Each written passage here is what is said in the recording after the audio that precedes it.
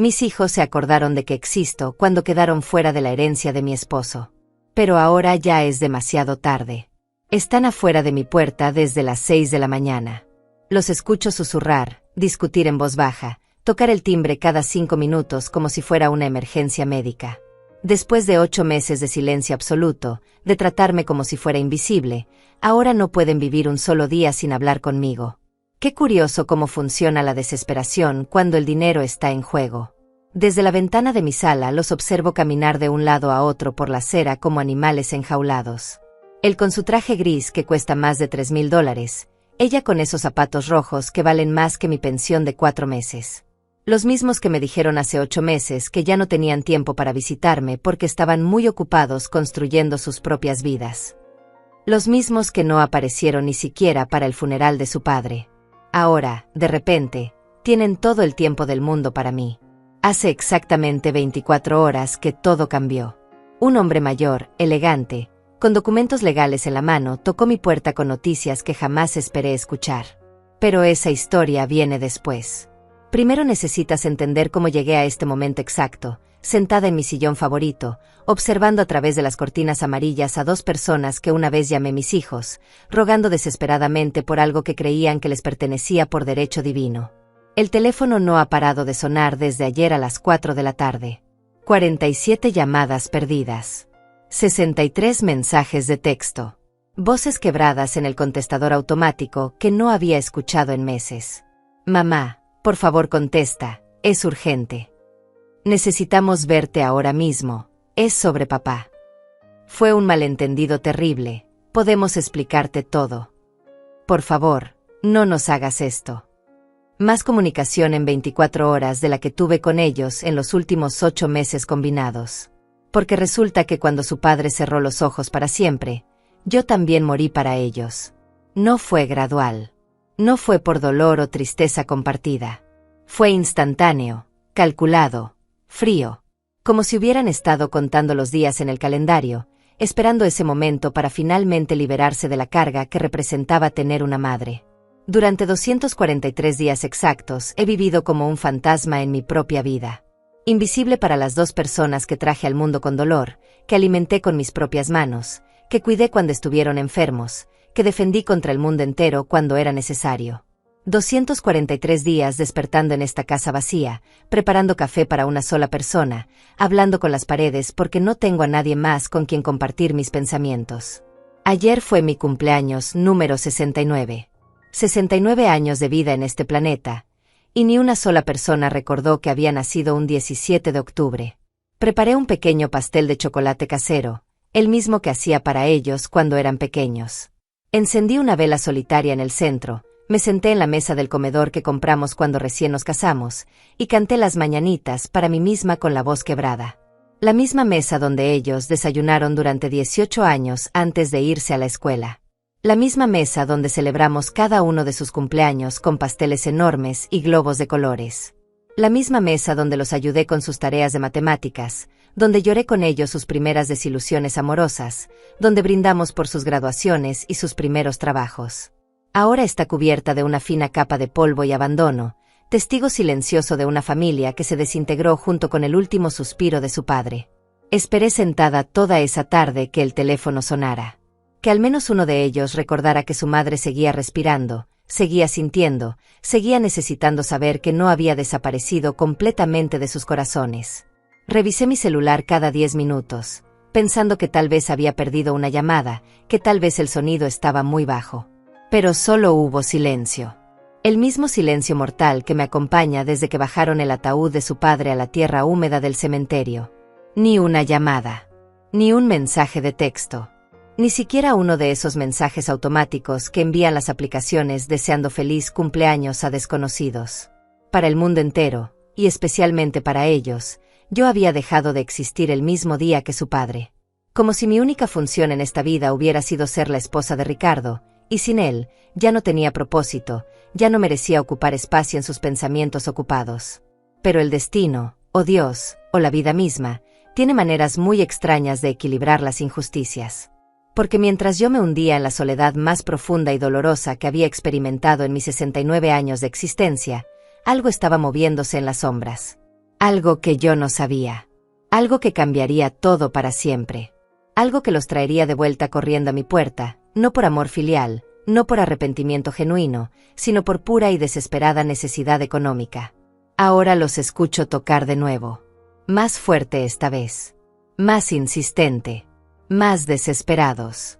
Sus voces se quiebran cuando gritan mi nombre a través de la puerta de madera que los separa de lo que creen que necesitan.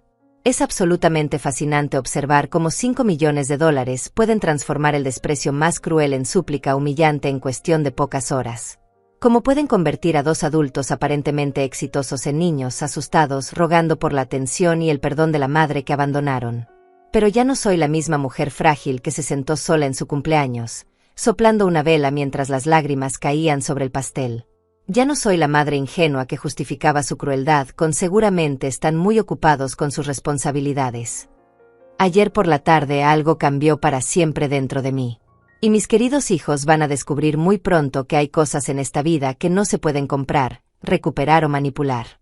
Que hay puertas que, una vez cerradas por el corazón herido, nunca más se abren. El timbre suena otra vez. Insistente. Desesperado.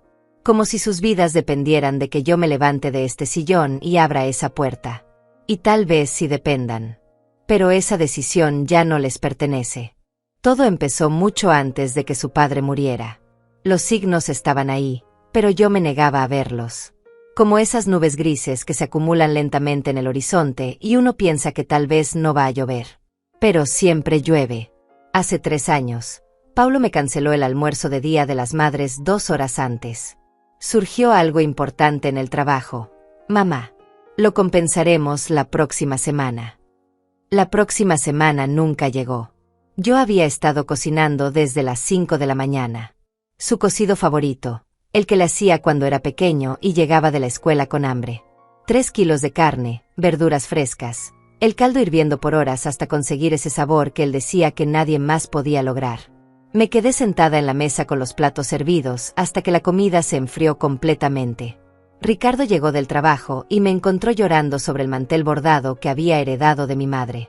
Debe haber sido algo realmente urgente, me dijo, tratando de consolarme. Yo quise creerle. Necesitaba creerle. 2 semanas después vi las fotos en Facebook. Paulo, su esposa María, y mis 2 nietos en un restaurante caro del centro. Sonriendo. Celebrando el Día de las Madres con la madre de ella. La fecha era exactamente el mismo día que me había cancelado. La misma hora en que yo estaba sirviendo comida fría para nadie. Rebeca fue más sutil en su crueldad. Siempre tuvo esa habilidad para clavar el cuchillo sin que te dieras cuenta hasta que empezabas a sangrar. Las visitas se volvieron más cortas. Ay, mamá, qué lástima, pero tengo una cita con el dentista en 1 hora. No puedo quedarme. Quedé de encontrarme con unas amigas. Estoy en una dieta especial, no puedo comer nada de lo que preparaste. Siempre tenía una excusa perfecta. Siempre sonaba razonable cuando lo decía. Pero cuando sumabas todas esas excusas durante meses, el mensaje era claro. Estar conmigo se había vuelto una obligación incómoda que había que cumplir lo más rápido posible. El cumpleaños número 66 de Ricardo fue el punto de quiebre, aunque yo no lo entendí en ese momento. Organicé una cena familiar como había hecho durante 30 años. Decoré la casa, compré su pastel favorito de 3 leches en la pastelería donde siempre íbamos, cociné por 2 días enteros. Invité a Paulo, Rebeca, los nietos, incluso a las nueras. Será una sorpresa hermosa, le dije a Ricardo mientras envolvía su regalo. Paulo llegó 1 hora tarde. El tráfico estaba imposible, mintió, aunque yo había visto su auto estacionado en el centro comercial cuando regresaba de comprar las velas. Rebeca llegó aún más tarde, con una excusa sobre problemas con la niñera que no tenía sentido porque sus hijos ya tenían edad suficiente para quedarse solos.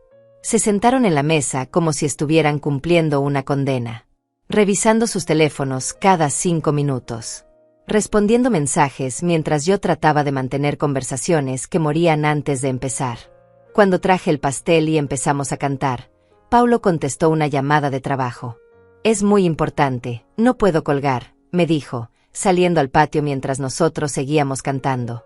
Rebeca se fue inmediatamente después del pastel. Fue hermoso, mamá, pero mañana tengo una reunión temprano. Paulo se quedó otros 20 minutos, el tiempo exacto que consideraba socialmente aceptable para no parecer completamente grosero. Ricardo y yo nos quedamos solos recogiendo los platos, viendo los pedazos de pastel que ni siquiera habían tocado.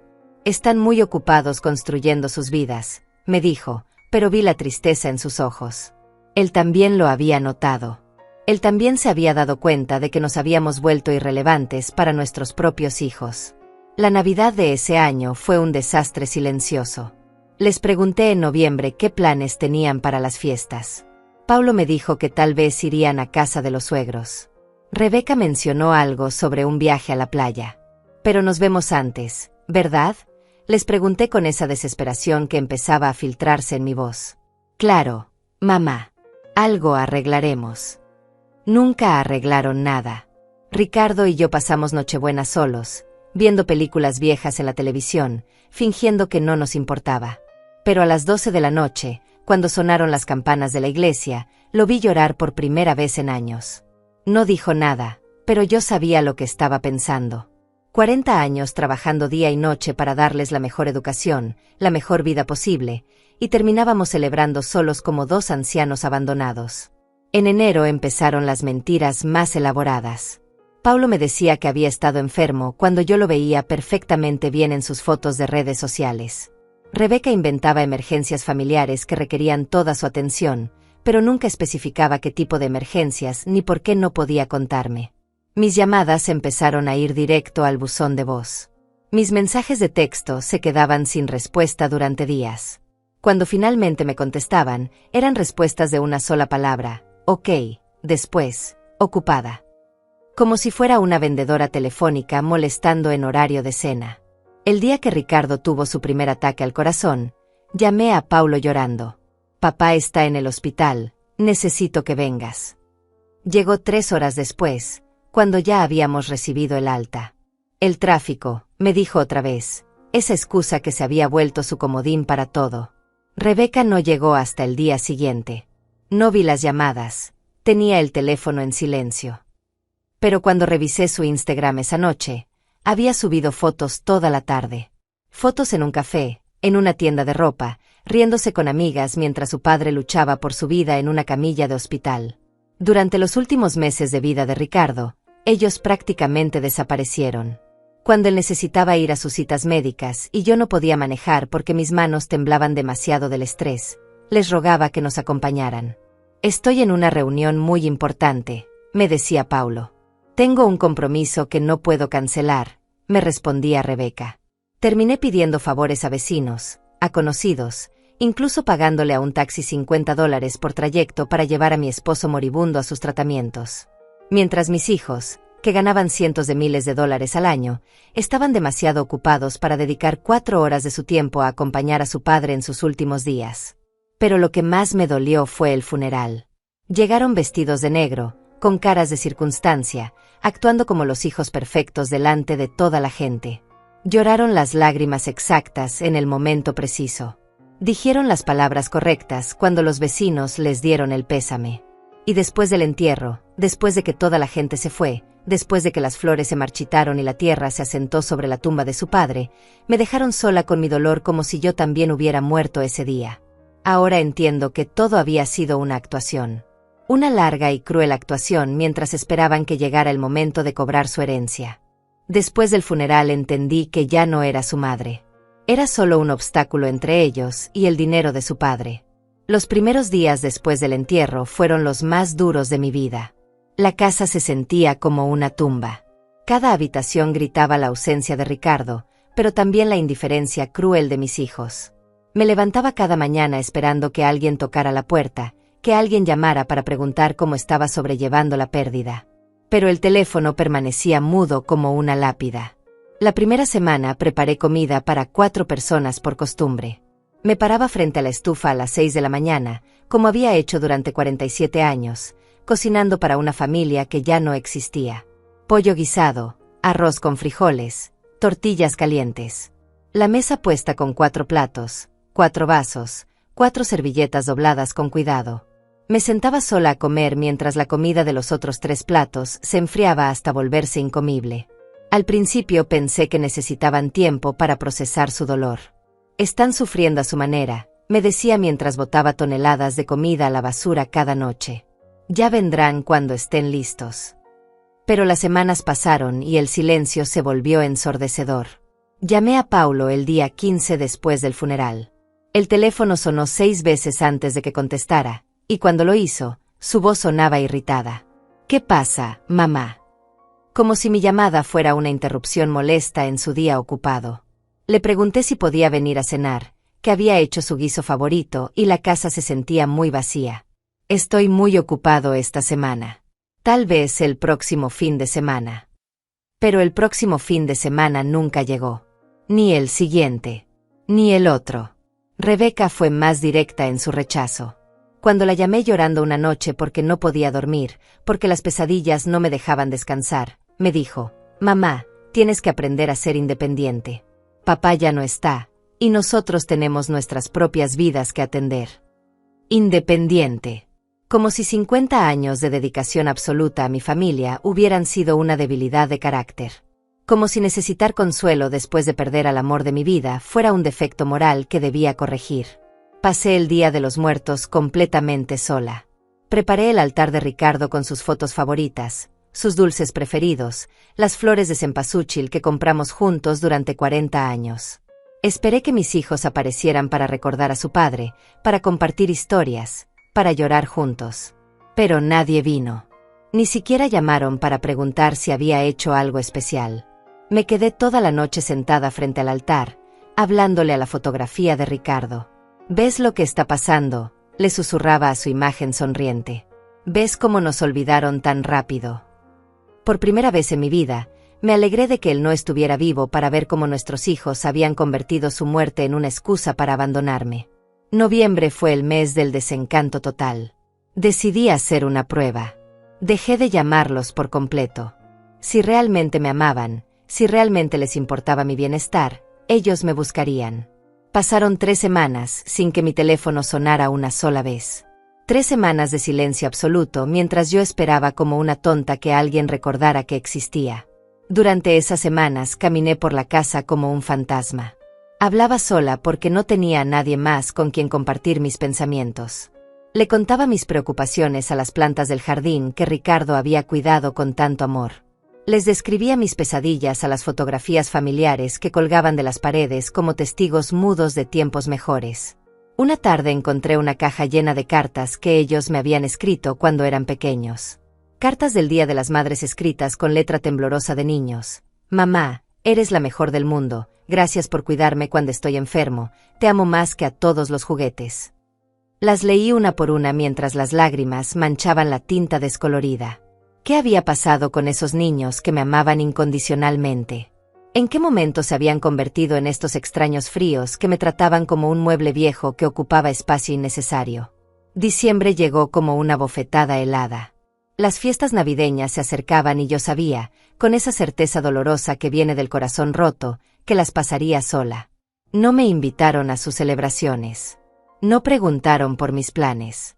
No les importaba si me iba a pasar Nochebuena llorando sobre una cena fría o si me iba a despertar el día de Navidad sin un solo regalo que abrir. Compré regalos para ellos de todas formas. Gasté los últimos $300 de mi pensión en juguetes para mis nietos, en perfumes caros para las nueras, en camisas elegantes para Paulo y Rebeca. Los envolví con papel dorado y los puse bajo el arbolito que decoré sola, cantando villancicos con voz quebrada mientras las lágrimas caían sobre los adornos que habíamos coleccionado durante décadas. Los regalos se quedaron ahí durante semanas, acumulando polvo como monumentos a mi estupidez.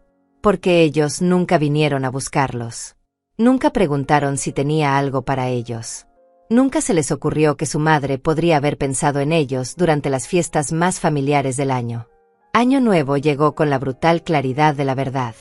Me senté en mi sala a las 11:59 de la noche, viendo los fuegos artificiales a través de la ventana, escuchando a las familias de mis vecinos celebrar con gritos de alegría. Cuando sonaron las 12 campanadas, no tuve a nadie a quien abrazar. No tuve a nadie con quien brindar. No tuve a nadie que me deseara un año mejor que el anterior. Fue en ese momento exacto cuando algo se rompió dentro de mí para siempre. No fue un quiebre dramático con gritos y llantos. Fue silencioso, como cuando se rompe un cristal muy fino y el sonido es tan sutil que casi no se escucha. Pero sabes que algo se ha hecho pedazos y que nunca volverá a ser igual. Enero trajo la aceptación más amarga de mi vida. Mis hijos no estaban pasando por una etapa difícil. No estaban procesando su dolor de maneras diferentes. No estaban demasiado ocupados temporalmente. Me habían borrado de sus vidas de manera deliberada y calculada. Como se borra un error de un papel. Como se dilita un archivo de una computadora. Dejé de cocinar para más de una persona. Dejé de poner la mesa para invitados que nunca llegaban. Dejé de comprar sus comidas favoritas cuando iba al supermercado. Dejé de revisar el teléfono cada 5 minutos esperando llamadas que nunca vendrían. Por primera vez en mi vida adulta, empecé a vivir solo para mí. No porque quisiera, sino porque no tenía otra opción. Porque después de 5 décadas siendo madre, esposa, cuidadora, había quedado completamente sola en el mundo, invisible para las únicas personas que deberían recordar que respiro. Pero el universo estaba preparando algo que yo no podía imaginar. Algo que cambiaría todo para siempre. Y mis queridos hijos estaban a punto de descubrir que hay consecuencias por tratar a tu madre como basura. El martes por la tarde alguien tocó mi puerta con noticias que cambiarían todo para siempre. Eran las 3:15 cuando escuché los golpes suaves pero firmes. Hacía tanto tiempo que nadie visitaba mi casa que por un momento pensé que había imaginado el sonido. Me levanté despacio del sillón donde había estado leyendo el mismo párrafo de una revista durante 1 hora, sin procesarlo realmente, solo pasando los ojos por las palabras para mantener mi mente ocupada. A través de la mirilla había un hombre mayor, elegantemente vestido, con un maletín de cuero negro y una expresión seria pero amable. No lo reconocí.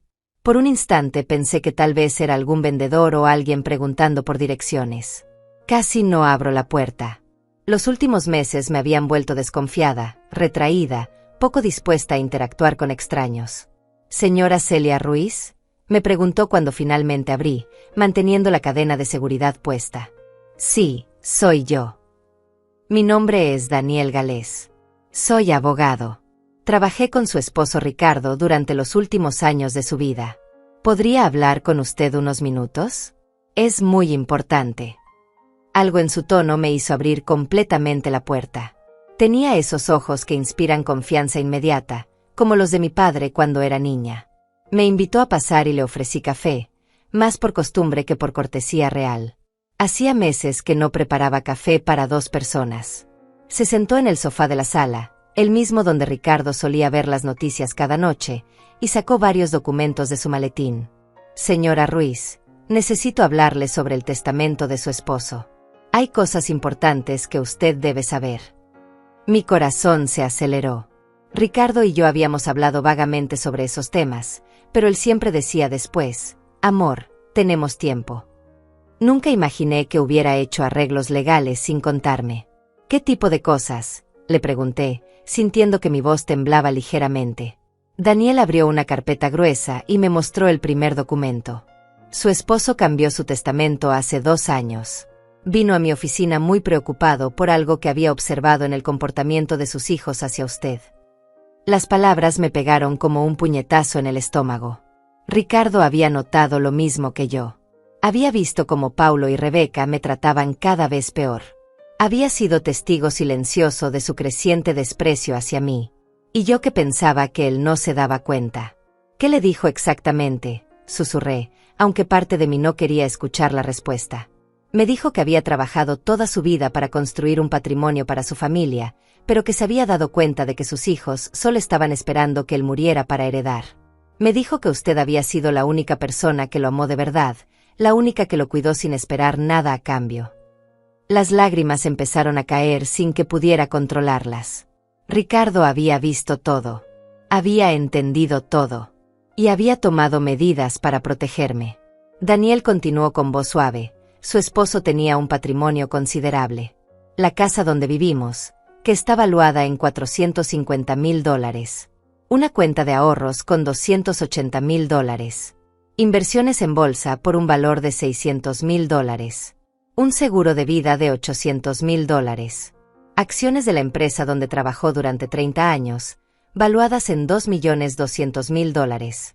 y propiedades que heredó de su padre en el centro de la ciudad, actualmente rentadas, con un valor de mercado de $1.800.000.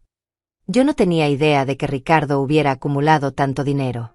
Él siempre fue muy reservado con las finanzas, me daba dinero para los gastos de la casa y yo nunca pregunté por más detalles.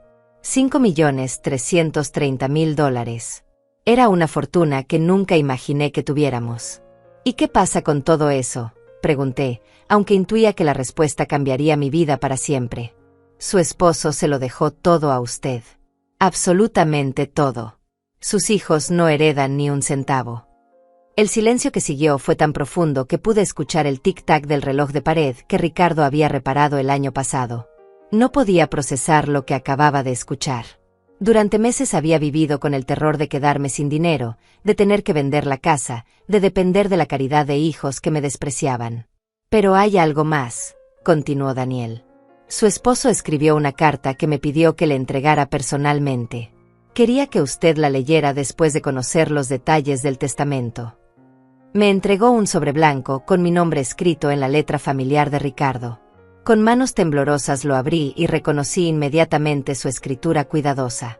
Mi querida Celia, si estás leyendo esta carta es porque ya no estoy contigo, pero quiero que sepas que tomé esta decisión pensando en tu bienestar. Durante los últimos años he visto cómo Paulo y Rebeca te han tratado. He visto su falta de respeto, su ingratitud, su creciente desprecio hacia la mujer que los trajo al mundo y les dio todo.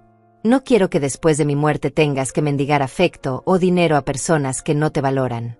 Todo lo que construimos juntos es tuyo. Tú te sacrificaste durante 50 años para que nuestra familia funcionara. Tú dejaste tus sueños para cumplir los nuestros. Tú cuidaste de todos nosotros sin pedir nada a cambio. Si nuestros hijos realmente te aman, lo demostrarán con acciones, no con palabras desesperadas cuando se enteren de que no van a heredar automáticamente. El dinero no debe ser la razón por la que te busquen. Si viene a ti después de leer esto, sabrás exactamente por qué lo hacen. Usa esta herencia para vivir la vida que mereces. Viaja, conoce lugares nuevos, compra cosas que te hagan feliz, ayuda a personas que realmente te aprecien. No te sientas culpable por disfrutar lo que es tuyo por derecho. Te amé desde el primer día que te vi, y te seguiré amando desde donde esté ahora. Eres la mejor persona que he conocido en mi vida, y es tiempo de que tú también lo sepas. Con todo mi amor eterno, Ricardo. Cuando terminé de leer, estaba llorando tan fuerte que no podía respirar bien. Daniel me ofreció un pañuelo y esperó pacientemente a que me calmara. ¿Cuándo se enterarán mis hijos de esto?, le pregunté finalmente. El testamento será leído oficialmente mañana por la tarde en mi oficina. Ellos recibirán una citación esta noche. Supongo que lo sabrán antes de las 7 de la tarde. Miré el reloj. Eran las 5:30. En menos de 2 horas, Paulo y Rebeca descubrirían que habían perdido $5 millones por tratarme como basura. En menos de 2 horas se darían cuenta de que todos sus cálculos fríos, toda su crueldad calculada, los había dejado sin nada. ¿Qué debo hacer ahora?, le pregunté a Daniel. Nada. Usted es la propietaria legal de todo. Puede hacer lo que guste con su herencia. Puede dársela a quien quiera, o puede quedársela completa. La decisión es únicamente suya. Después de que Daniel se fue, me quedé sentada en mi sala, todavía sosteniendo la carta de Ricardo. De repente entendí por qué había estado tan tranquilo durante sus últimos meses. Porque me decía: no te preocupes por el futuro, amor, todo va a estar bien. Él había planeado todo para protegerme. Por primera vez en 8 meses, sonreí de verdad. Mañana mis hijos descubrirían que su madre no era la mujer indefensa que habían creído. A las 7:15 de esa noche mi teléfono sonó por primera vez en 2 meses. Era Paulo. Dejé que sonara 6 veces antes de contestar. Su voz del otro lado temblaba de una manera que nunca había escuchado antes. Mamá, necesito verte. Ahora mismo. Es muy urgente. ¿Qué pasó?, pregunté con la calma de alguien que ya conoce la respuesta. Acabo de recibir una llamada del abogado de papá. Tenemos que hablar inmediatamente. Voy para allá. Colgué sin decir nada más. Me dirigí a la cocina y preparé café para 3 personas por primera vez en meses. No porque quisiera ser hospitalaria, sino porque quería que todo pareciera normal cuando llegaran. Quería observar sus reacciones sin que supieran que yo ya sabía todo. Paulo llegó primero, manejando como loco y frenando tan fuerte que las llantas chirriaron contra el pavimento. Lo vi desde la ventana saltar de su BMW plateado como si el auto estuviera en llamas. Su cara estaba roja, sudaba a pesar de que la temperatura estaba fresca, y sus manos temblaban cuando tocó la puerta. «Mamá, ¿sabías algo sobre un testamento especial que hizo papá?», me preguntó antes de siquiera saludarme. «Pasa, hijo. Siéntate. ¿Quieres café?» «No quiero café, quiero saber qué está pasando. El abogado dice que mañana tenemos que ir a su oficina para una lectura de testamento. Dice que papá hizo cambios importantes hace 2 años.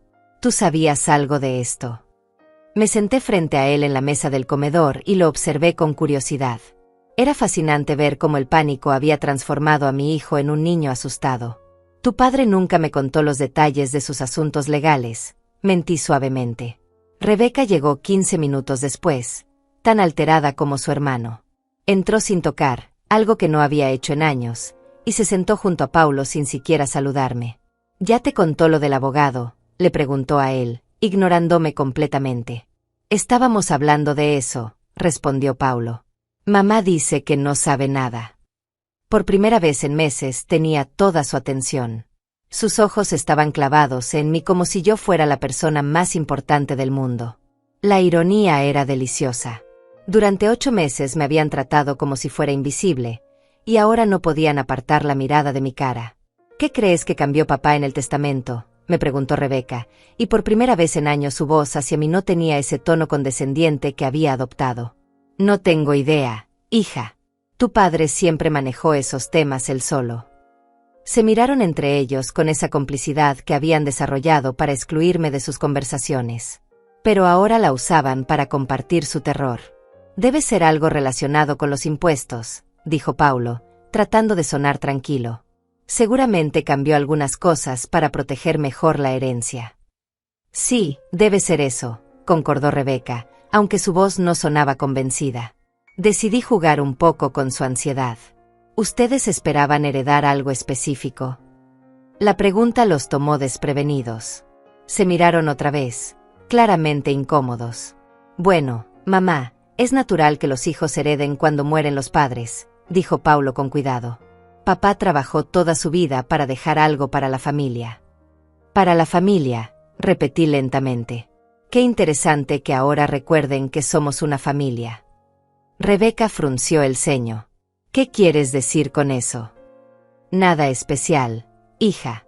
Solo que hace mucho tiempo que no los veía preocuparse tanto por temas familiares». El silencio que siguió fue tan tenso que se podía cortar con cuchillo. Paulo carraspeó incómodo. «Mamá, sabemos que hemos estado distantes últimamente. Ha sido un año muy difícil para todos». «Distantes», repetí. «Así llaman a desaparecer completamente durante 8 meses». Rebeca se puso a la defensiva inmediatamente. «No desaparecimos.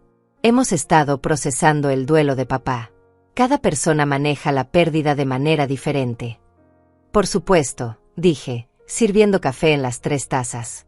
«Ustedes procesaron su duelo tan ocupados que se olvidaron de que su madre también estaba de duelo». Paulo se removió incómodo en su silla. «Mamá, no queremos discutir ahora. Estamos aquí porque te necesitamos». «Me necesitan», repetí otra vez, saboreando cada palabra. Hace 8 meses que no me necesitaban para nada. Ni para los cumpleaños, ni para las fiestas, ni para las llamadas de teléfono. Pero hoy, después de recibir una citación de un abogado, de repente me necesitan desesperadamente». Rebeca empezó a ponerse nerviosa. «Estás siendo injusta, mamá. Nunca dejamos de amarte». «¿No? Entonces explícame por qué pasé mi cumpleaños completamente sola. Explícame por qué preparé cena de Navidad para una sola persona. Explícame por qué he hablado más con las plantas del jardín que con ustedes en los últimos meses». Paulo trató de cambiar el tema. «Podemos hablar de todo eso después. Ahora necesitamos enfocarnos en el asunto del testamento. ¿No te parece extraño que papá haya hecho cambios sin consultarnos?». ¿Consultarlos a ustedes? ¿Por qué tendría que consultarles sobre su propio testamento? «Porque somos sus hijos», dijo Rebeca con una voz que empezaba a sonar desesperada. Porque trabajó toda su vida pensando en nuestro futuro. Ah, ahora son sus hijos. ¡Qué curioso! El día del funeral actuaron como hijos perfectos también. Lloraron en los momentos precisos, dijeron las palabras correctas, recibieron las condolencias con caras apropiadas. Y después me dejaron sola con mi dolor como si yo también hubiera muerto ese día. El teléfono de Paulo sonó. Contestó inmediatamente, esperando que fuera el abogado con más información. ¿Daniel? Sí, habla Paulo Ruiz. ¿Cómo? No, no puede ser. ¿Estás seguro? ¿No hay manera de? Ya veo. Nos vemos mañana. Cuando colgó, su cara estaba completamente blanca. Rebeca lo miraba con terror. ¿Qué dijo? Paulo me miró directamente a los ojos por primera vez en años. Mamá, tú sabías que papá te dejó todo a ti. Fingí sorpresa. ¿Cómo? Todo el patrimonio. La casa, las cuentas bancarias, las inversiones, las propiedades, el seguro de vida. Todo. Nosotros no heredamos nada. Rebeca se puso de pie tan rápido que tiró su silla. Eso no puede ser legal. Somos sus hijos. Tenemos derechos. El abogado dice que es completamente legal, murmuró Paulo. Papá estaba en pleno uso de sus facultades mentales cuando cambió el testamento. Puede dejar su patrimonio a quien quiera. Se quedaron mirándome como si esperaran que yo empezara a gritar de sorpresa, que llamara al abogado para confirmar la información, que les asegurara que todo era un malentendido. Pero solo bebé mi café lentamente, saboreando no solo el líquido caliente, sino también el momento más dulce de los últimos 8 meses. $5.330.000, dijo Paulo con voz hueca. Ese es el valor total del patrimonio que papá te dejó. Es mucho dinero, comenté tranquilamente. Mamá, tienes que compartirlo con nosotros, explotó Rebeca. Somos una familia.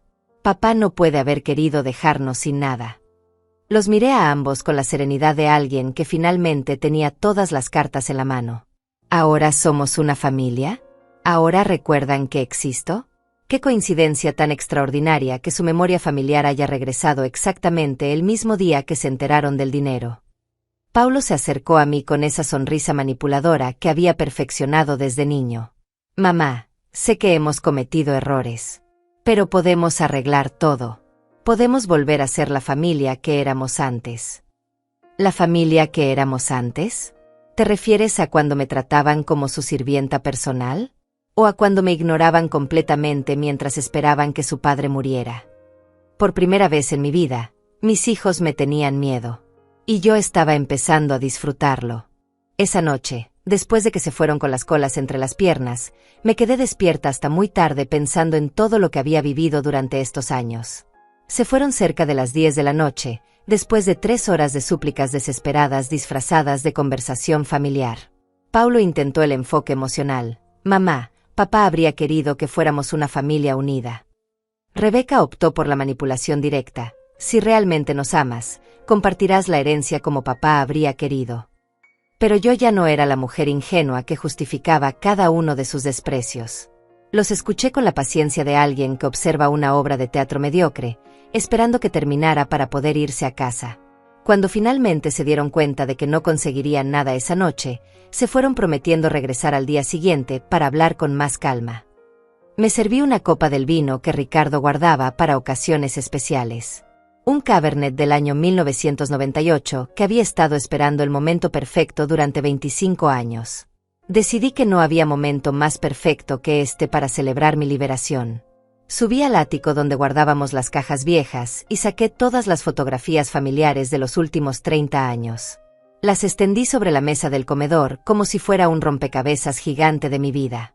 Quería recordar exactamente cuándo había empezado todo, cuando mis hijos habían comenzado a verme como un obstáculo en lugar de como su madre.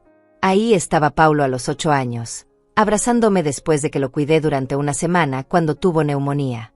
Rebeca a los 10, llorando en mis brazos cuando las niñas de la escuela se burlaron de sus anteojos nuevos. Los dos juntos en la graduación de preparatoria, sonriendo orgullosos junto a Ricardo y yo, prometiendo que nunca nos olvidarían. ¿En qué momento esos niños agradecidos se habían convertido en estos adultos calculadores que me veían como una carga? ¿Cuándo el amor incondicional se había transformado en tolerancia condescendiente? Encontré las fotografías de las últimas Navidades. En las más recientes, sus sonrisas se veían forzadas, sus abrazos mecánicos, sus ojos ya no brillaban cuando me miraban. Pero yo había estado tan desesperada por mantener a la familia unida que había ignorado todas las señales. Había interpretado su indiferencia como madurez, su distancia como independencia saludable. ¡Qué tonta había sido! Saqué también todos los regalos que les había comprado durante los últimos años y que nunca vinieron a buscar. Camisas caras que nunca usaron, perfumes que nunca abrieron, libros que nunca leyeron. Cientos de dólares gastados de mi modesta pensión en personas que no valoraban ni mi dinero ni mi amor. Pero lo que más me dolió encontrar fue el álbum de recortes que había estado haciendo durante décadas. Cada logro de sus vidas cuidadosamente pegado y documentado. Sus primeros trabajos, sus promociones, las fotos de sus bodas, el nacimiento de mis nietos. Yo había sido la archivista no oficial de sus éxitos, la persona que recordaba cada fecha importante, cada momento especial. ¿Cuándo fue la última vez que ellos recordaron algo importante sobre mi vida? ¿Cuándo fue la última vez que celebraron uno de mis logros, por pequeño que fuera? No podía recordarlo. Literalmente no podía recordar ni una sola ocasión en los últimos 10 años en que hubieran reconocido algo positivo sobre mí. A las 2 de la mañana, con media botella de vino en el sistema y 40 años de fotografías esparcidas sobre la mesa, tomé la decisión más importante de mi vida. No les iba a dar ni un centavo de la herencia de Ricardo. Ni uno solo. Pero no porque fuera cruel o vengativa, sino porque finalmente había entendido lo que Ricardo había visto con tanta claridad. Ellos no me amaban. Nunca me habían amado realmente. Solo habían tolerado mi existencia porque era conveniente tener una madre que cocinara, limpiara, cuidara nietos y estuviera disponible emocionalmente cuando la necesitaran. El dinero no cambiaría eso. Si les daba la herencia, regresarían a ignorarme tan pronto como tuvieran los cheques en sus manos. Pero al menos esta vez yo tendría el poder de decidir los términos de nuestra relación. Al día siguiente desperté sintiéndome más liviana de lo que me había sentido en años.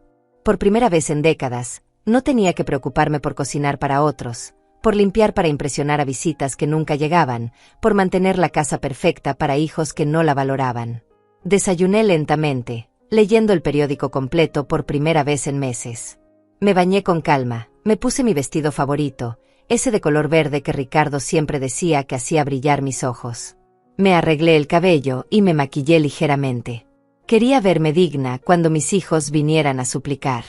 Porque sabía que vendrían.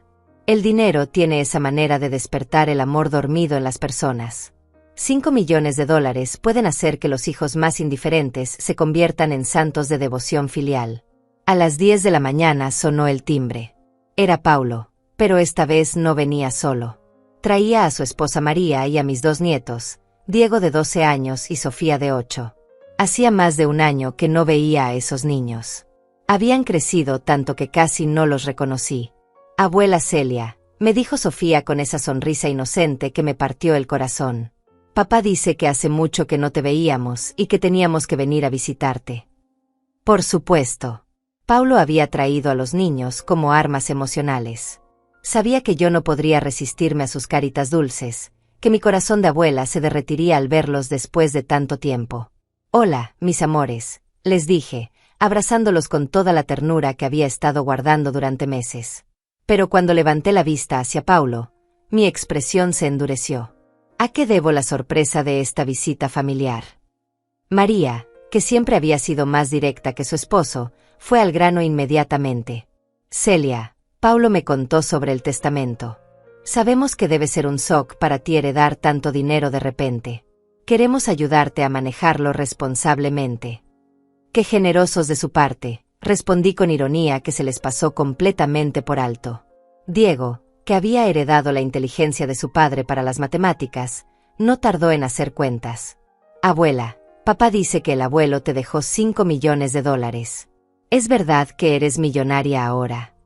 Diego, no hagas esas preguntas, lo regañó María, pero pude ver la avaricia brillando en sus ojos. Paulo se sentó junto a mí en el sofá, más cerca de lo que había estado en años. Mamá, Hemos estado pensando.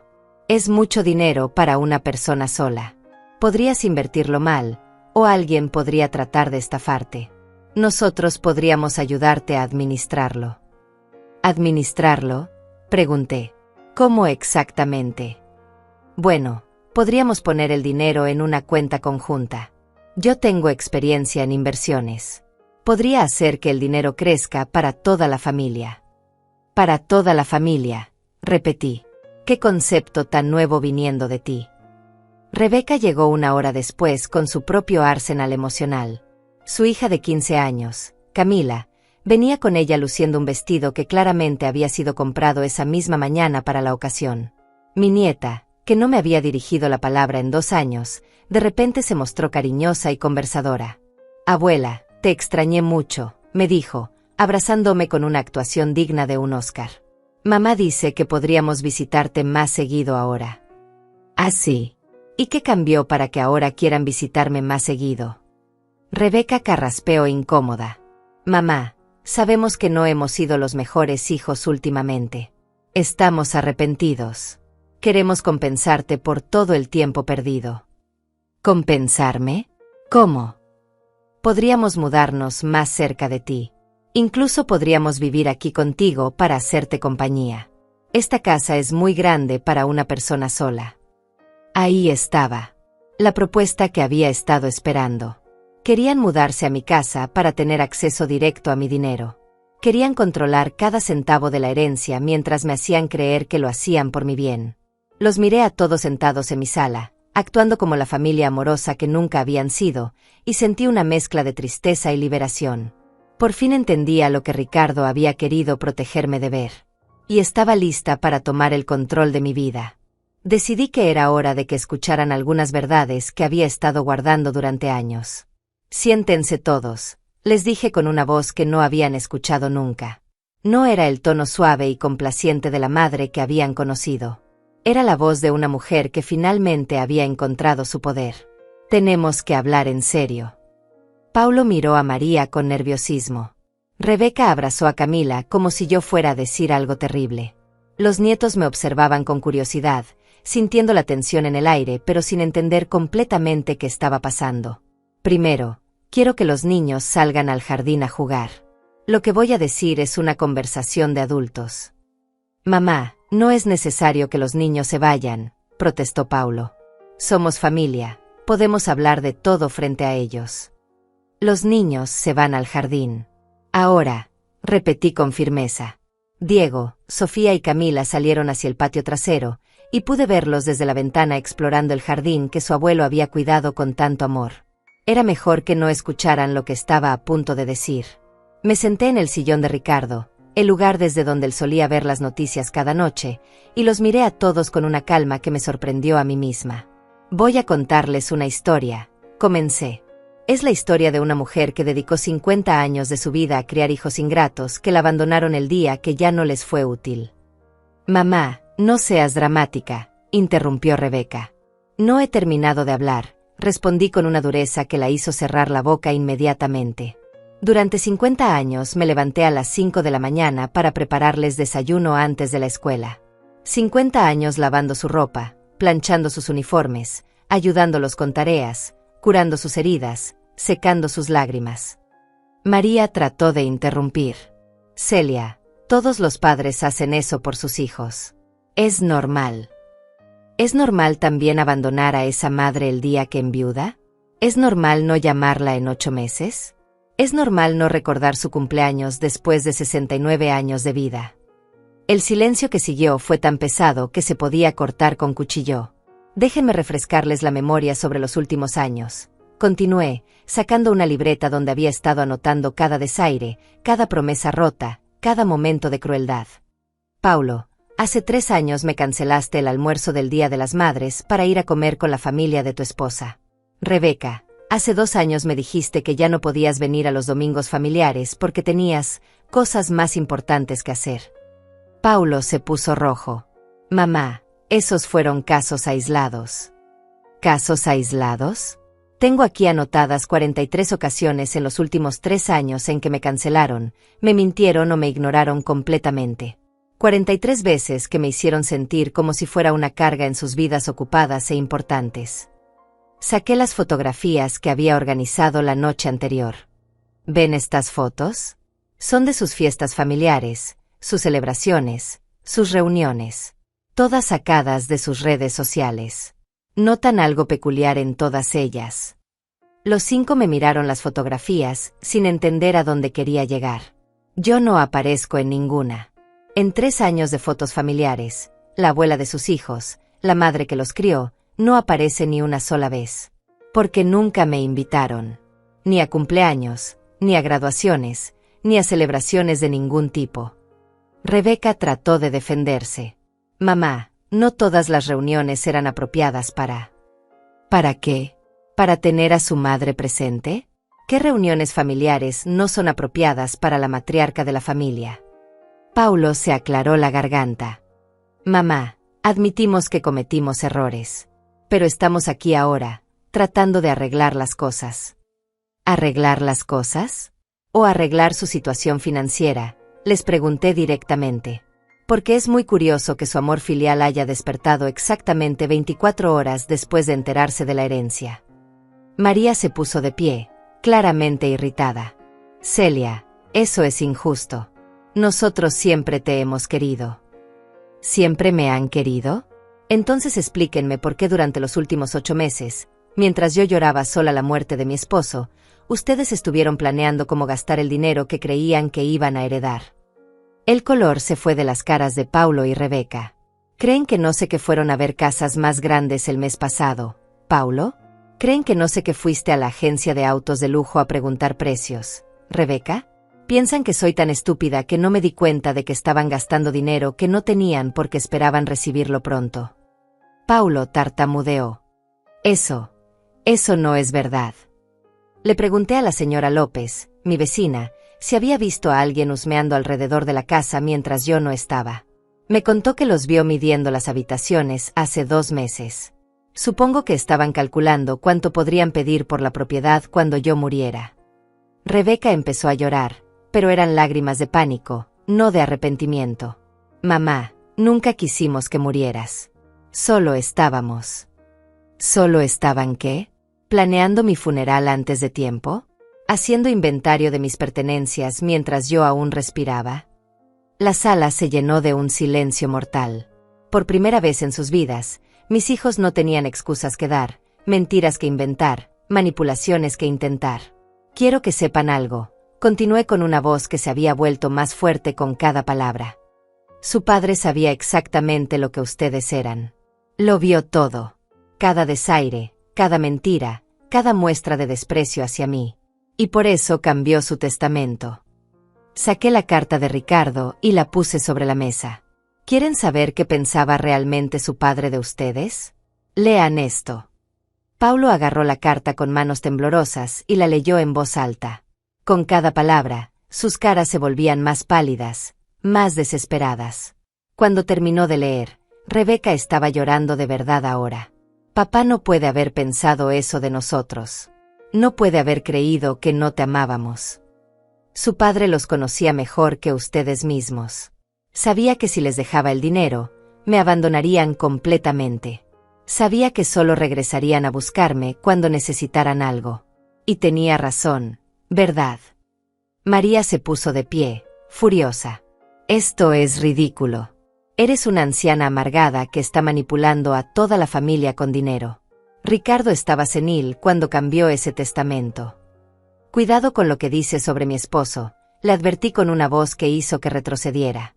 Ricardo estaba perfectamente lúcido cuando tomó esa decisión. Y tenía razón en cada palabra que escribió. Paulo trató un último intento desesperado. Mamá, por favor. Podemos cambiar. Podemos ser la familia que tú quieres que seamos. Dame una oportunidad de demostrarte que sí te amo. Lo miré directamente a los ojos. Paulo, tuviste 50 años para demostrarme que me amabas. Especialmente los últimos 8 meses, cuando más te necesité. Pero elegiste el silencio y el abandono. Mamá, por favor, suplicó Rebeca. Somos tus hijos. Somos la única familia que tienes. Familia. Las miré a todas con una sonrisa que no tenía nada de maternal. Una familia no abandona a su madre cuando está de duelo. Una familia no planea gastar la herencia antes de que el cuerpo esté frío. Una familia no trata a su matriarca como basura durante años y después espera ser recompensada con millones de dólares. Me levanté de mi sillón y caminé hacia la ventana, donde podía ver a mis nietos jugando inocentemente en el jardín. El dinero se queda conmigo. Todo. Hasta el último centavo. El grito de Rebeca pudo haberse escuchado en toda la cuadra. El grito de Rebeca desató una tormenta de desesperación que jamás había visto en mis 50 años como madre. «No puedes hacer esto», chilló mientras se levantaba del sofá como si estuviera en llamas. «Ese dinero también nos pertenece. Somos sus hijos legítimos». Paulo se puso de pie también, con el rostro completamente transformado por la ira. Por primera vez en mi vida vi la cara real de mi hijo mayor, sin máscaras, sin pretensiones, sin la sonrisa falsa que había perfeccionado durante años. «Mamá, estás cometiendo un error terrible. Nosotros podríamos impugnar ese testamento. Podríamos demostrar que papá no estaba en sus cabales cuando lo cambió». «Inténtenlo», les dije con una calma que me sorprendió a mí misma. El abogado me explicó que su padre se hizo exámenes médicos completos antes de cambiar el testamento.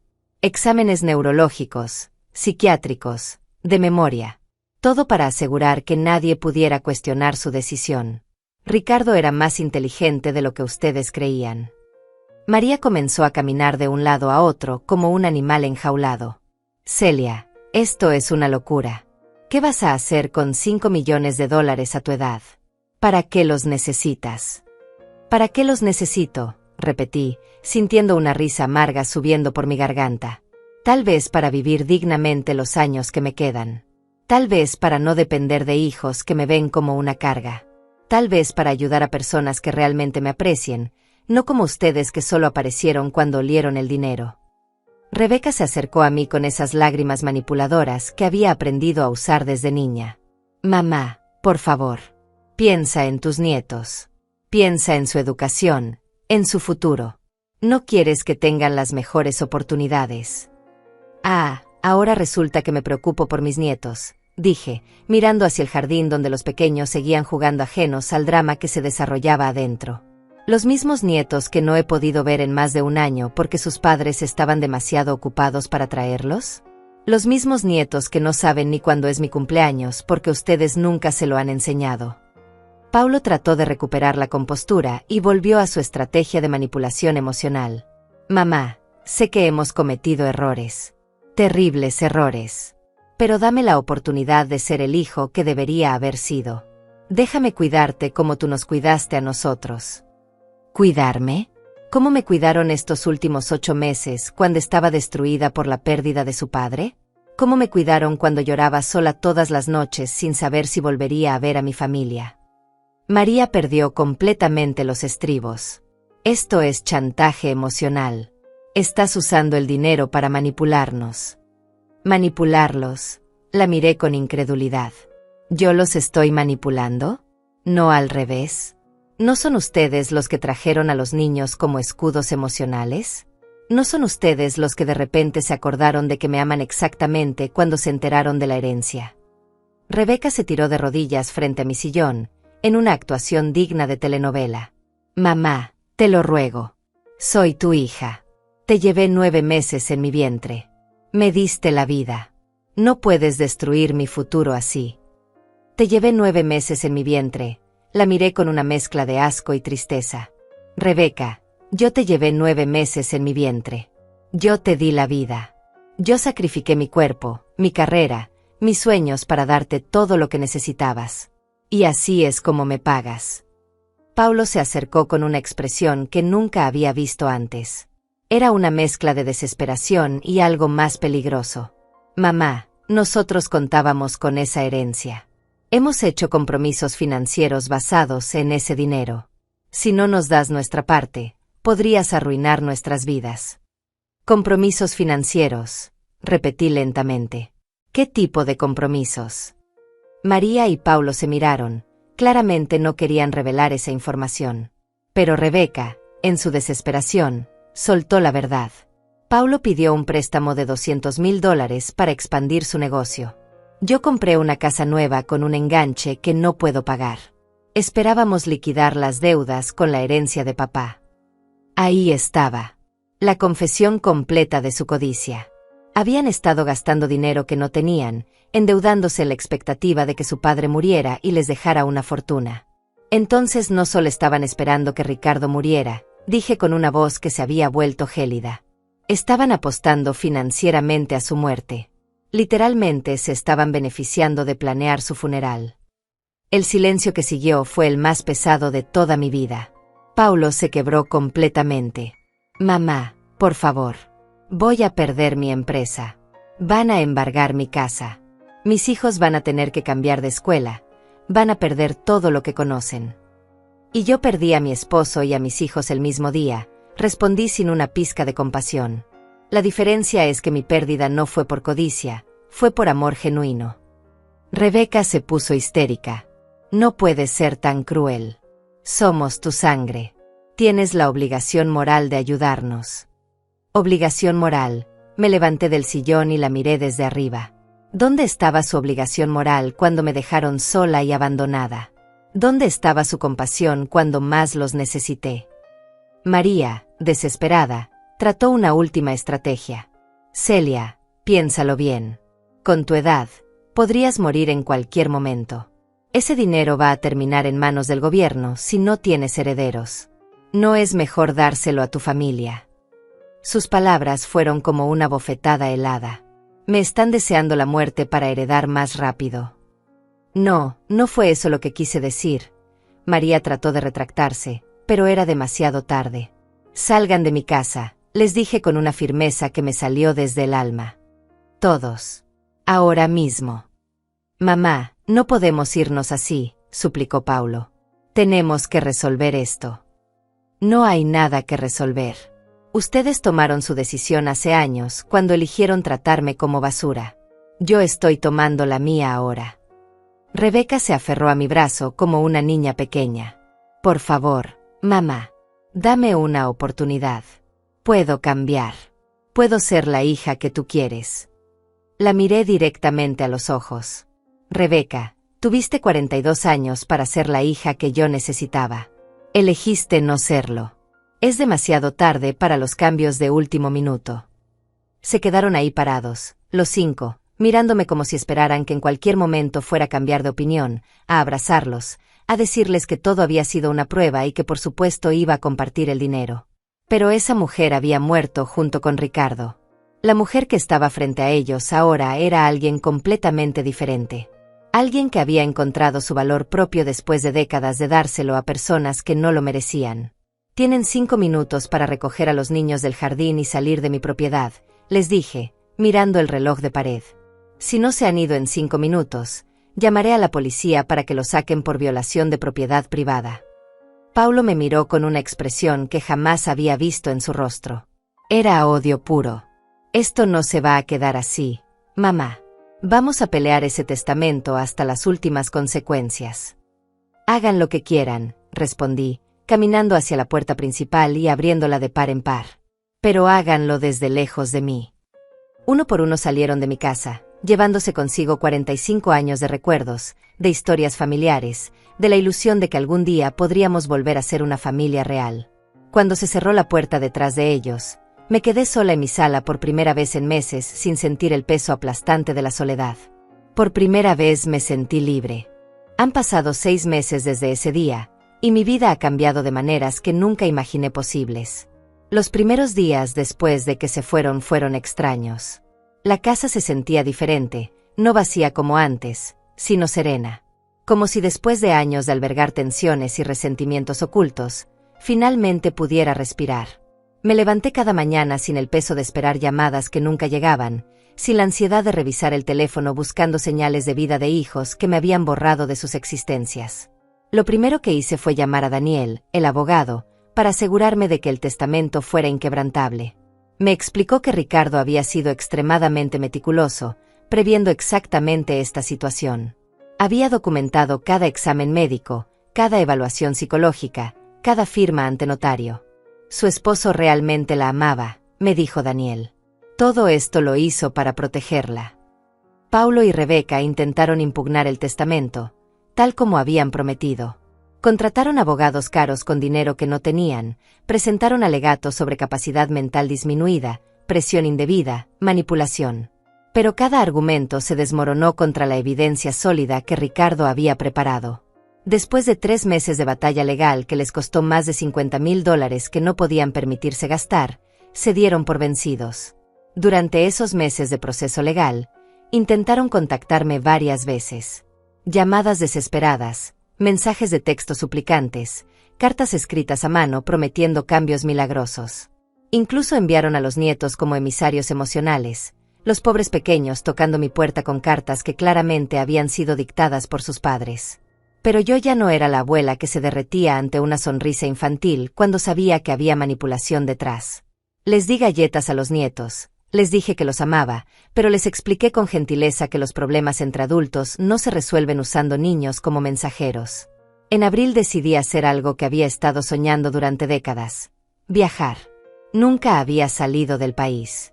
Ricardo siempre decía el próximo año, amor, pero ese próximo año nunca llegaba porque siempre había gastos de los hijos, emergencias familiares, compromisos que nos mantenían atados a esta ciudad pequeña. Fui a España primero, el país de mis abuelos que nunca conocí. Caminé por las calles de Madrid, comí en pequeños restaurantes familiares, visité museos que solo había visto en fotografías. En Sevilla conocí a una mujer llamada Carmen, de 73 años, que también viajaba sola después de enviudar. Nos hicimos amigas inmediatamente, compartiendo historias de matrimonios largos, de la soledad de la viudez, de hijos que no entienden que sus madres siguen siendo mujeres con sueños y deseos. De España fui a Francia, luego a Italia. En Roma lloré frente al Vaticano, no por fervor religioso, sino por la emoción de estar finalmente viviendo la vida que había pospuesto durante 50 años. En Venecia tomé una góndola sola y no me sentí solitaria, me sentí libre. Cuando regresé de Europa, decidí usar parte del dinero para algo que Ricardo y yo siempre habíamos hablado pero nunca habíamos hecho: ayudar a personas que realmente lo necesitaran. Doné $200,000 a un hogar de ancianos donde había conocido a Doña Teresa, una mujer de 80 años cuyos hijos también la habían abandonado. Con ese dinero mejoraron las instalaciones, contrataron más enfermeras, compraron equipos médicos nuevos. También establecí un fondo de becas en la universidad local para mujeres mayores de 50 años que quisieran retomar sus estudios. Lo llamé Fondo Ricardo Mesa para Sueños Postergados. La primera beneficiaria fue una mujer de 58 años que había dejado la carrera de enfermería para criar a sus hijos y que ahora, con los hijos grandes, quería terminar lo que había empezado. En junio compré una casa más pequeña en el centro de la ciudad, cerca del parque, con un jardín más manejable y vecinos que se han convertido en mi nueva familia elegida. Vendí la casa grande donde viví con Ricardo. No podía seguir viviendo en un mausoleo de recuerdos, rodeada de fantasmas de una familia que nunca fue real. Mis nuevos vecinos, don Santiago y doña Irene, una pareja de 70 años, me invitaron a cenar la primera semana. Desde entonces ceno con ellos 2 veces por semana, vemos películas los domingos, jugamos cartas los martes. Es la vida social que no había tenido en décadas, libre de obligaciones familiares tóxicas y llena de afecto genuino. Hace 3 semanas recibí una llamada de Paulo. Su voz sonaba derrotada, cansada. Mamá, perdí la empresa. La casa está en proceso de embargo. María está hablando de divorcio. Los niños me preguntan por qué no pueden ver a su abuela. Se quedó en silencio esperando que yo dijera algo, que le ofreciera ayuda, que corriera a rescatarlo como había hecho toda su vida.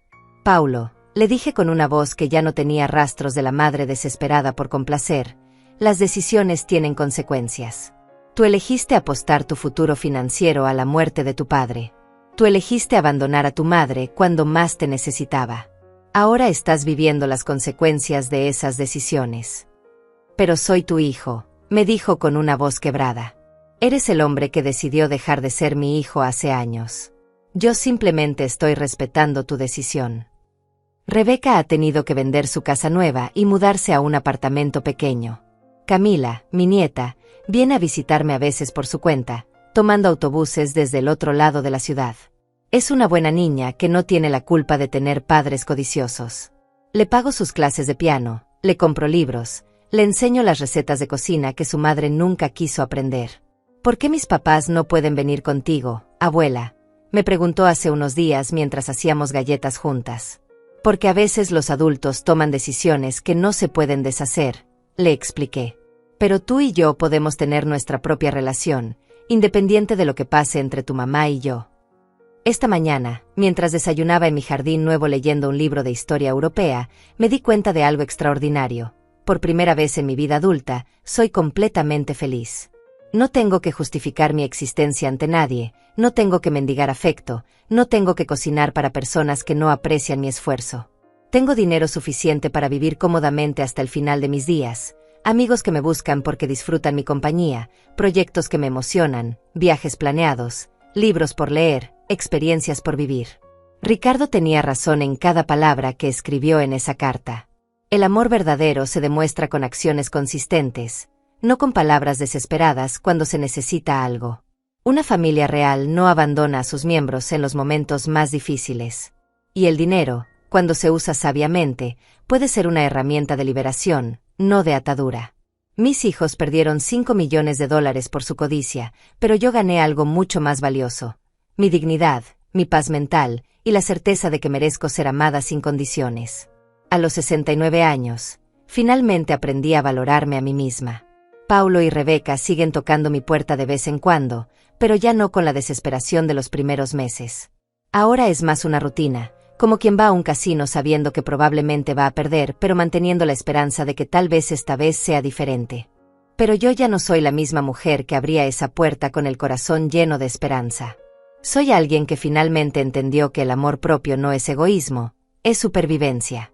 ¿Y tú, que me has escuchado contar esta historia, alguna vez has sentido que trataron de borrarte de tu propia vida? ¿Has sacrificado tu felicidad esperando que otros valoren tu amor? Porque si es así, quiero que sepas algo: nunca es demasiado tarde para elegirte a ti misma. Nunca es demasiado tarde para cerrar la puerta a quienes no te merecen y abrirla a la vida que realmente te corresponde vivir.